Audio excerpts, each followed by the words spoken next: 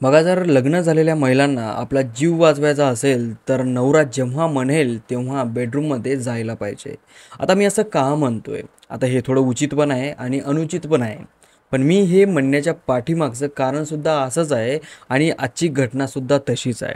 बघा, ही जी आजची घटना आहे ही कर्नाटकमधील दोंडी गावात घडलेली आहे. या घटनेमधील जी महिला आहे तिचं नाव अय्यम्मा असं आहे आणि जो पुरुष आहे त्याचं नाव अमरेश असं आहे. बघा, संसार ना प्रत्येकाला करावा वाटतो. प्रत्येकाला असं वाटतं की लग्न व्हायला पाहिजे, लेकरं बाळं व्हायला पाहिजे आणि सुखात संसार व्हायला पाहिजे. मरेपर्यंत आपल्या घरामध्ये सुख आणि शांती राहायला पाहिजे. म्हणजे व्यतिरिक्त फिजिकली सुख शांती म्हणत नाही आहे मी. सुख शांती म्हणजे आपल्याला आनंद देणाऱ्या गोष्टी.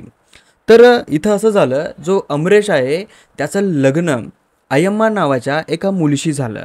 लग्नाला 2 वर्ष झाली, सगळं काही सुरळीत होतं. पण या 2 वर्षामध्ये या दोघांमध्ये थोडे थोडे वाद होत होते. आता ते वाद अशा कारणामुळे होत होते की बाबा, लग्नाला 2 वर्ष झालेत, आजूबाजूचे शेजारी पाजारी आम्हाला चिडवत आहेत की लेकरू बाळ नाही, लेकरू बाळ नाही. एकतरी लेकरू हवंय ना. तर अय्यम्मा आणि अमरेश या दोघांमध्ये त्याचे वाद चालू होते की बाबा लेकरू पाहिजे, नाही नाही लेकरू पाहिजेतच. आणि ते वाद एवढे मोठे होत होत गेले की दोघांमधली जे अंतर आहे ते असं वाढत वाढत गेलं.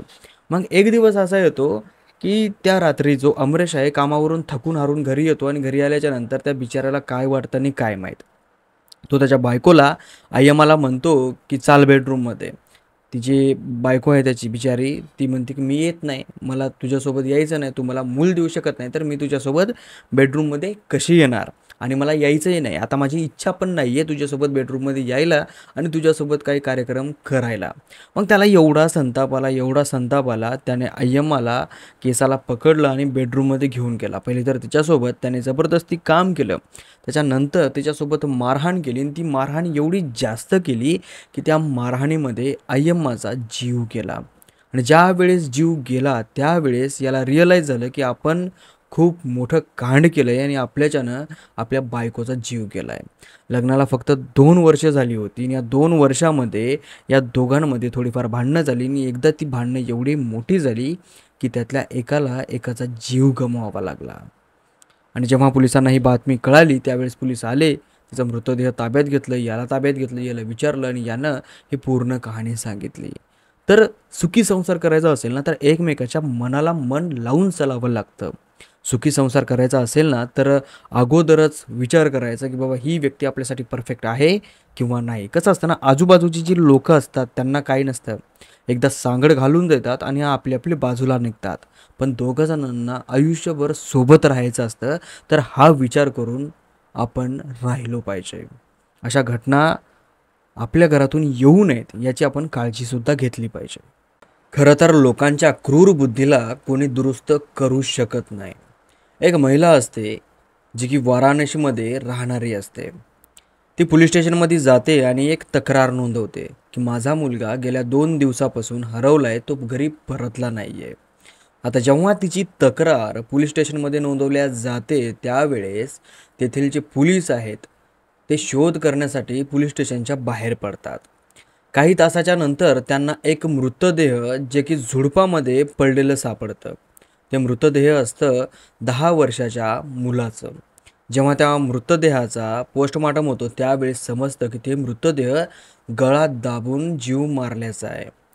आता ज्यावेळेस अशी केस समोर आली आहे त्यावेळेस या पोलिसांच्या मनामध्ये थोडंसं काळवट उमटलं की याच्यामध्ये नेमकं दुसरंच काहीतरी कार्यक्रम आहे.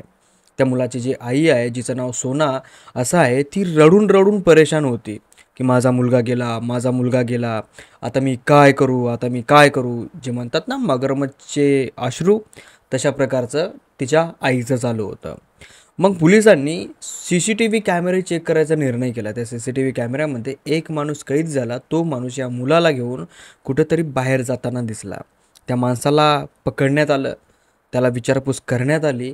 त्यावेळेस त्या माणसाने उत्तर दिलं की हां, मीच या मुलाला जीव मारलंय.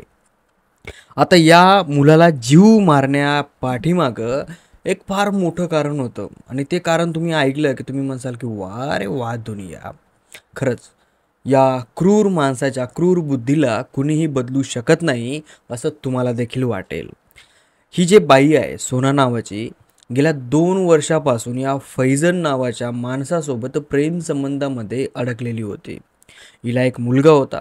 हिचा जो नवरा आहे तो 2 वर्षाच्या अगोदर मरण पावला होता आणि तेव्हापासून ही याच्या प्रेमामध्ये अडकली होती. आणि जेव्हा पण चान्स भेटेल तेव्हा हा आणि ही सोना घरामध्ये कार्यक्रम करायचे. आता कार्यक्रम मीन्स तुम्हाला माहिती आहे की नेमकं काय करतात आणि काय नाही. त्यावेळेस अचानक एक दिवस जो 10 वर्षाचा मुलगा आहे, या सोनाचा मुलगा, तो अचानक घरामध्ये येतो आणि बघतो तर याची आई आणि तो माणूस पूर्णपणे निर्वस्त्र होते आणि अशा अवस्थेमध्ये होते की त्या अवस्थेमध्ये या मुलाने बघायला नको हवं होतं.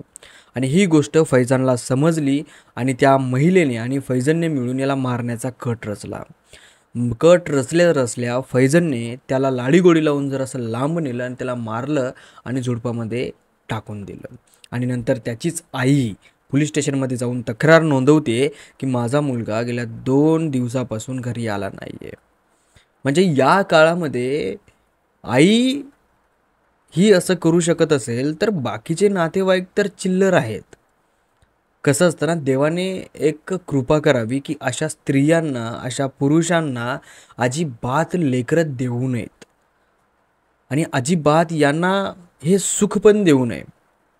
यांना वेगळंच काहीतरी केलं पाहिजे.